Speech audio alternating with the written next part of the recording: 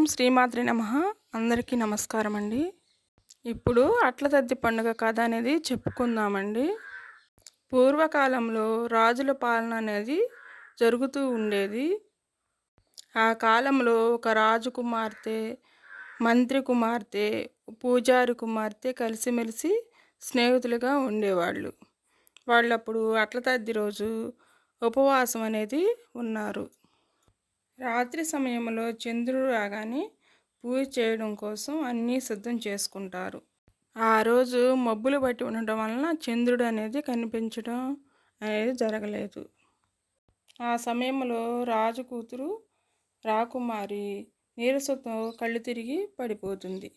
అది చూసిన రాజు కొడుకు యువరాజు తన సోదరి ఆకలి తీర్చడం కోసం ఒక ఉపాయాన్ని ఆలోచించి అద్దంలో తెల్లటి వస్తువు ప్రతిబింబం పడేలా చేసి, చంద్రుడు వచ్చాడు, ఇక నీవు ఉపవాసం దీక్ష విరమించు, శక్తి కోసం తినమని చెబుతాడు.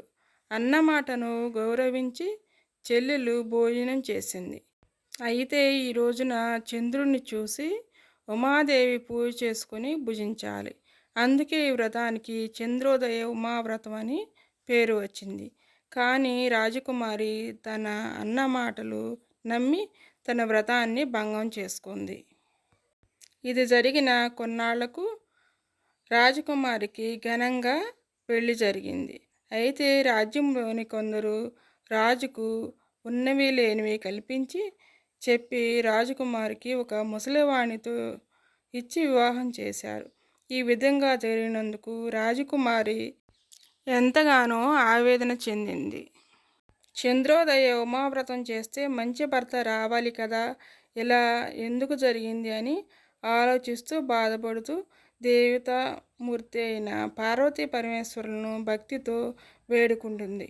అప్పుడు వారు ప్రత్యక్షమై తన సోదరుడు తనపై ప్రేమతో చేసిన పని గురించి చెప్పి, ఆ తర్వాత రోజు ఆశ్వయుజ బహుళ తదియ ఉన్నది, ఆ రోజున చంద్రోదయ ఉమావ్రతం చేసి గౌరీమాతను భక్తి శ్రద్ధలతో వేడుకో, నీ సమస్య తొలగిపోతుందని చెప్పి వారు మాయమయ్యారు.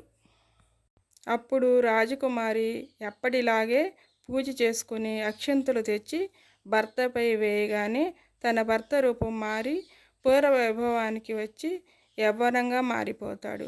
అందువలన వివాహితులు ఈ వ్రతం చేయడం వల్ల కోరుకున్న భర్త లభిస్తాడు. పెళ్ళైన వారు సకల సౌభాగ్యాలతో ఉంటారు. ఆడపిల్లలు 5 సంవత్సరాలు వచ్చిన దగ్గర నుండి తద్ది అనేది ఉండవచ్చండి. స్త్రీలు అందరూ వివాహమైన వాళ్ళు కూడా సౌభాగ్యం కోసం ఈ వ్రతం అనేది చేసుకోవచ్చు.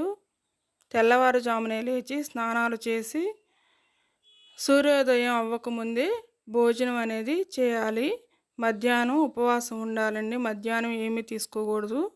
రాత్రి సమయంలో చంద్ర దర్శనం అయిన తర్వాత పూజ అనేది చేసుకుని ముత్తైదులకు పసుపు, బొట్టు, గంధం అన్నీ ఇచ్చి దక్షిణ తాంబూలాలు ఇవ్వాలి.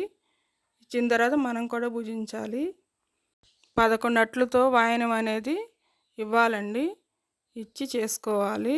నైవేద్యాలు అన్నీ పెట్టుకుని అమ్మవారికి నమస్కారం చేసుకోవాలి. ముఖ్యంగా గోరింటాకు పెట్టుకోవాలి. ఉయ్యాల ఊగాలండి. Thank you for watching.